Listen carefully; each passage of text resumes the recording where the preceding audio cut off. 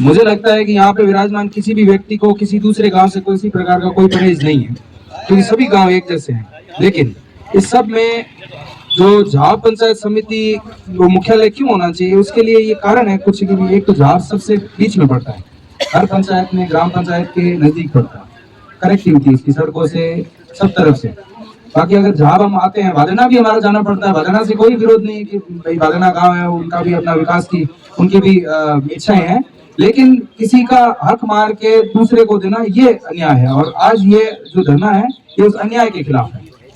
और ये अन्याय इस प्रकार से हुआ है कि झाब में जब कभी भी आते हैं, यहाँ पे जैसे कॉलेज का उदाहरण दिया, तो कॉलेज में बाहर से कई लोग आते हैं, पूरे राज्य भर से लोग आते हैं, तो उनके रहने का, खाने का, पीने का सब व्यवस्था होती है। क्या ये व्यवस्था मैं प्रशासन से और मुख्यमंत्री से और जो जिन नेताओं का सहयोग रहा है भादरना को पंचायत समिति बनाने में, उनसे ये पूछना चाहता हूँ कि क्या झाब में एक साथ में 20 लोग आ जाए, उन 20 लोगों के रहने की सुविधा है? सबसे पहला सवाल।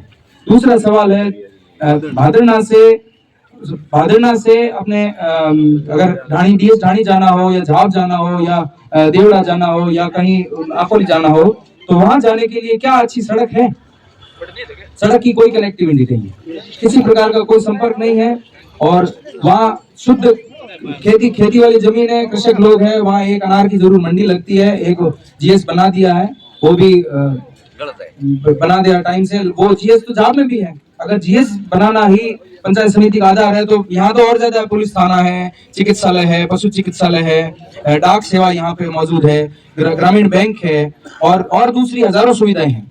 और सबसे बड़ी चीज है 3 संकाय के यहाँ विद्यालय मौजूद है, साइंस का हो गया, कृषि का हो गया और आर्ट्स तो है ही है। तो मेरी नजर में झाब पंचायत समिति इसलिए बननी चाहिए और इसीलिए उसको बहाल किया जाना चाहिए, क्योंकि झाब पंचायत समिति डिजर्व करता है और झाब को पंचायत समिति ही होना चाहिए। और मैं मेरी तरफ से पूरा संघर्ष करने के लिए तैयार हूँ, झाब पंचायत समिति बने।